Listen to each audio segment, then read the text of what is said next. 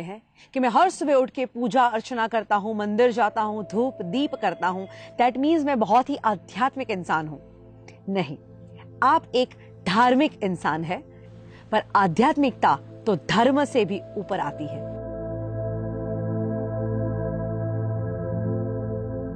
मुझे लगता है कि रियल स्पिरिचुअलिटी या सच्ची आध्यात्मिकता उसे कहते हैं जब आपके अंदर आपकी वजह से किसी और का भला हो की भावना जन्म लेती है।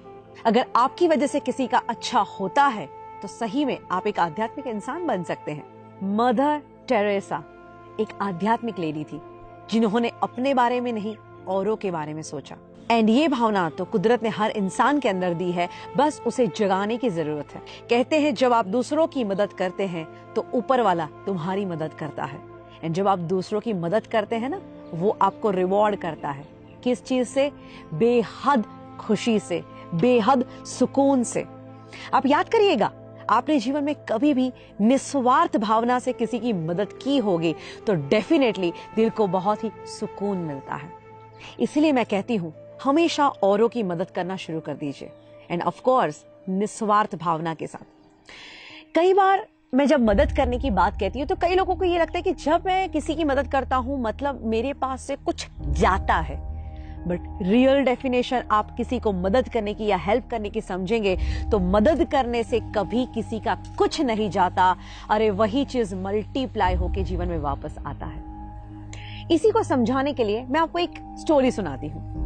अमेरिका में एक लेडी थी जिसके पास कोई ज्यादा पैसे नहीं थे, हस्बैंड की डेथ हो गई थी, पेंशन के पैसों से जीवन बिता रही थी। तब एक घटना घटी। उसके घर के बाहर एक लड़का आया, दरवाजा खटखटाया।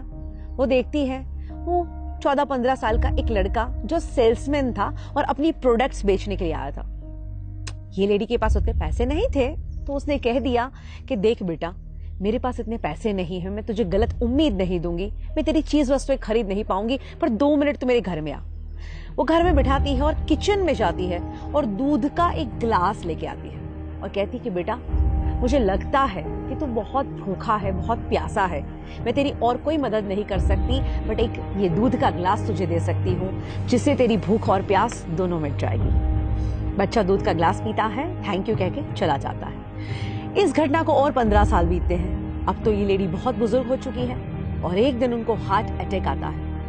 आस पड़ोस वाले उनको हॉस्पिटल में भर्ती करते हैं और जब उनके ऊपर सर्जरी होती है, बाद में वो ठीक होकर अपनी आंखें खोलती है, तब उनको पता चलता है कि उनके ऊपर तो ऑलरेडी एक बहुत बड़ी सर्जरी हो चुकी है और जिसका लाखों का बिल बन चुका है। इस लेडी के पैरों तले से जमीन निकल जाती है।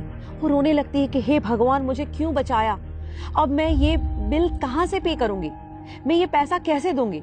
और 2-3 दिन वहां पे वो इतनी उदासी के साथ बिताती है। वो सोचती है मैं किसकी मदद मांगू। आखिर में उसका डिस्चार्ज का डे आता है। अभी भी उसको कुछ नहीं सूझ रहा, बिकॉज उसके कुछ ज्यादा रिलेटिव्स नहीं थे, ऐसे कोई लोग नहीं थे जो उसकी मदद कर पाए।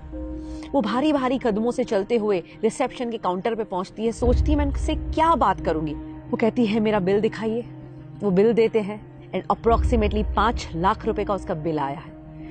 वो बिल देखती है, पर उनको ताज्जुब होता है क्योंकि उस बिल के नीचे लिखा था ऑलरेडी पेड, एंड उसके नीचे लिखा था thank you for the glass of milk. यानी वो लड़का जिसको उन्होंने एक दूध का ग्लास दिया, दोस्तों आज वो बड़ा होके एक डॉक्टर बन चुका है। और उसी की हॉस्पिटल में ये लेडी आती है और वो देखता है कि ओ माय गॉड, ये तो वही लेडी जब मैं कुछ नहीं था और उन्होंने मुझे दूध का ग्लास दिया था। आज ये ऋण चुकाने का मौका मिला है, क्यों ना मैं अपना ऋण चुकाऊं, क्यों ना इनका बिल मैं ही भर दूं। इसीलिए तो कहते हैं कि जब आप अच्छे काम करते हैं, दुनिया गोल है, जो अच्छे काम भेजे हैं वो सब लौट के वापस आते ही हैं। और अच्छी बात क्या है कि कुदरत इतनी मेहरबान है हम पे कि जब हम कुछ छोड़ते हैं उससे कई गुना बढ़ के ये लाइफ में वापस आती है। हम हमेशा पूरी जिंदगी लगे रहते हैं दुनिया को इम्प्रेस करने में, बट अगर सही में इम्प्रेस करना है ना तो उस ऊपर वाले को कीजिए। आपका इंटेंशन कितना भी सही क्यों ना हो, ये दुनिया सिर्फ आपका प्रेजेंटेशन देखती है, एंड आपका ये प्रेजेंटेशन कितना भी अच्छा क्यों ना हो, ये ऊपर वाला तो सिर्फ आपका इंटेंशन ही देखता है। तो ये सद्भावना की शुरुआत आज से ही की जाए। मैं तो कहती हूँ दुनिया में खुशियाँ फैलाई जाए, क्योंकि अगर आप औरों के जीवन में खुशियाँ फैलाना भी शुरू करोगे तो वही खुशियाँ मल्टीप्लाई होकर आपके जीवन में वापस आएगी। भगवत गीता में बहुत ही सुंदर कहा गया है कि इस दुनिया में कोई भी इंसान अगर दुखी है तो तुम लंबे समय तक खुश नहीं रह सकते। अगर औरों को खुशियां बांटोगे तो तुम्हारे जीवन में खुशियां अपने आप आएगी। और मैं तो कहती हूँ आज के इस दुनिया में किसी के चेहरे पे स्माइल ले आना वो भी एक बहुत बड़ा आध्यात्मिक काम है। कहते हैं एक उदास चेहरे पे एक प्यारी सी मुस्कुराहट आ जाए, और अगर उसकी वजह तुम हो तो समझ लेना इस दुनिया का सबसे धनवान इंसान